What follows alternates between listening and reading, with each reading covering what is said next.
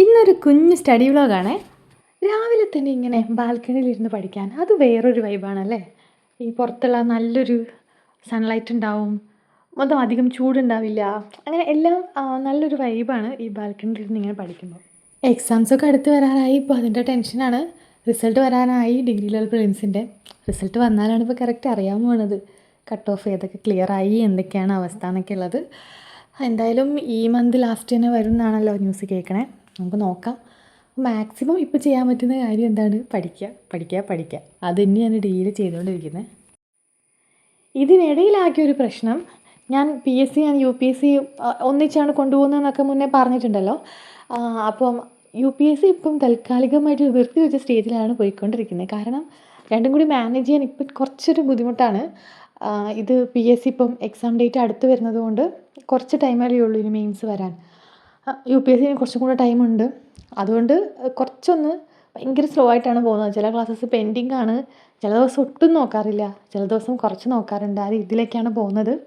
Degree മെയിൻസിൻ്റെ എന്തായാലും 2 എക്സാമിൻ്റെ date വന്നു. ഇനി ബാക്കിയുള്ള ഡേറ്റ് വരണം. ആ ഡേറ്റൊക്കെ വന്നിട്ടാണ് ബാക്കിയുള്ള കാര്യങ്ങളൊക്കെ ഒന്ന് തീരുമാനിക്കുന്നത്. ഇനി എത്രയൊക്കെ സ്പീഡിൽ പോകണം, എന്തൊക്കെ ചെയ്യണം എന്നൊക്കെ ഉള്ളത്. അതുകൊണ്ട് UPSC ഇപ്പം കുറച്ചൊന്നും ഇങ്ങനെ സ്ലോ ആയിട്ട് ഇങ്ങനെ പോയിക്കൊണ്ടിരിക്കുക.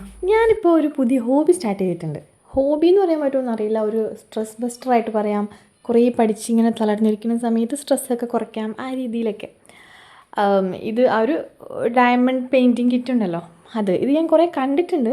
പക്ഷേ എനിക്കധികം വാങ്ങി നോക്കാൻ ഒരു ഡൗട്ടായിരുന്നു. ഞാൻ ഇതിരുന്ന് ചെയ്യുമോ, അതിനൊക്കെ ടൈം കിട്ടുമോ എന്നുള്ള അങ്ങനത്തെ കുറേ കാര്യങ്ങളൊക്കെ. അപ്പം ഞാൻ ഇതുപോലെ ആമസോൺ അതിലൊക്കെ നോക്കുമ്പം ഒരു 100 എബവ് അല്ലെങ്കിൽ 200, പിന്നെ അതിലും നല്ല റേറ്റ് ഉള്ളത് അങ്ങനെയൊക്കെ ആയിരുന്നു ഉള്ളത്. അങ്ങനെ എൻ്റെ വീട് കോഴിക്കോടാണ്. അപ്പം ഞാൻ ഇവിടെ നിന്ന് മിഠായി തെരുവിൽ SM സ്ട്രീറ്റിലൊന്ന് പോയപ്പോൾ അതിൻ്റെ ഒരു ചെറിയൊരു ഇതവിടെ കണ്ടു. അത് 30 രൂപ ഉണ്ടായിരുന്നുള്ളൂ. അപ്പോൾ ഞാനെടുത്തു, 30 രൂപയുള്ളൂ, നമുക്കിത് ട്രൈ ചെയ്ത് നോക്കിയാലോ എന്ന് വിചാരിച്ചിട്ട് അങ്ങനെ വാങ്ങിയതാണ്. അപ്പോൾ ഇത് അടിപൊളിയാണ് കേട്ടോ. ഇപ്പോൾ ഇതേപോലെ കിട്ടിയെങ്കിൽ ഇത് എന്നെപ്പോലെ ട്രൈ ചെയ്ത് നോക്കണമെന്നുണ്ടെങ്കിൽ വേണം ആർക്കെങ്കിലും ഇത് ട്രൈ ചെയ്ത് നോക്കാം. നല്ല നല്ല രസമുണ്ട് ശരിക്കും. നമ്മൾ അതിൽ മാത്രം ഇങ്ങനെ ഫോക്കസായി ഇരിക്കുമ്പോൾ അത് മൈൻഡ് അതിലോട്ട് മാത്രമാണല്ലോ വരുന്നത്. അത് കഴിഞ്ഞ് പിന്നെ നമ്മളൊന്ന് ഫ്രഷ് ആവുന്ന പോലെ തോന്നുന്നുണ്ട്. അപ്പോൾ പിന്നെ പഠിത്തത്തിലോട്ട് തന്നെ തിരിച്ചു തരാം. ഞാൻ PSCയിൽ പുതിയതാണെന്ന് പറഞ്ഞിട്ടുണ്ടല്ലോ.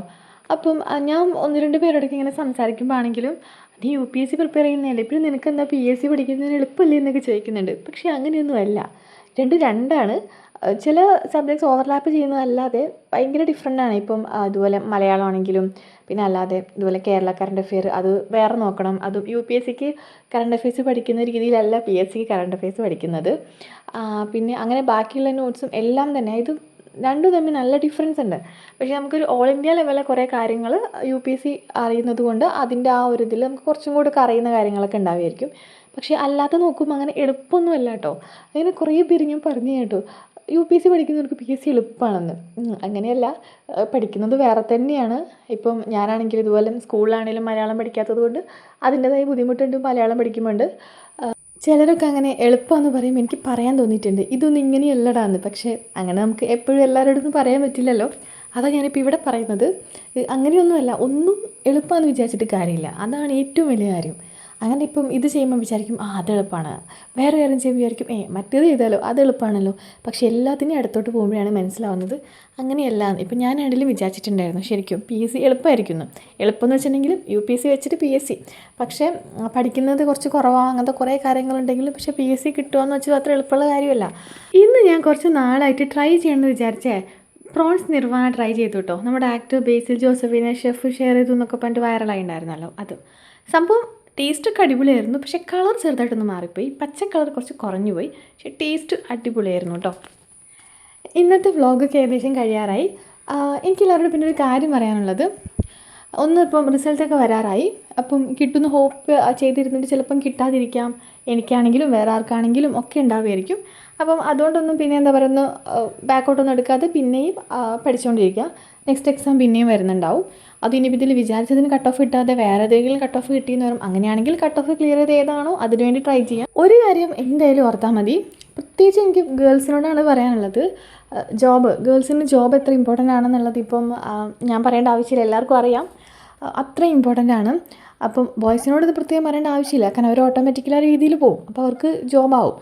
പെൺകുട്ടികളാണെങ്കിൽ ഇപ്പോഴും ചില പെൺകുട്ടികളൊക്കെ ഉണ്ട് എനിക്ക് ആ ജോലി ചെയ്തില്ലെങ്കിലും കുഴപ്പമില്ല എന്ന് വിചാരിക്കുന്നത്. പക്ഷെ അത് പിന്നെ കുറച്ച് വർഷം കഴിയുമ്പോഴായിരിക്കും തോന്നുക അയ്യോ എനിക്ക് അന്ന് അങ്ങനെ ചെയ്യണ്ടായിരുന്നു എന്നുള്ളത്.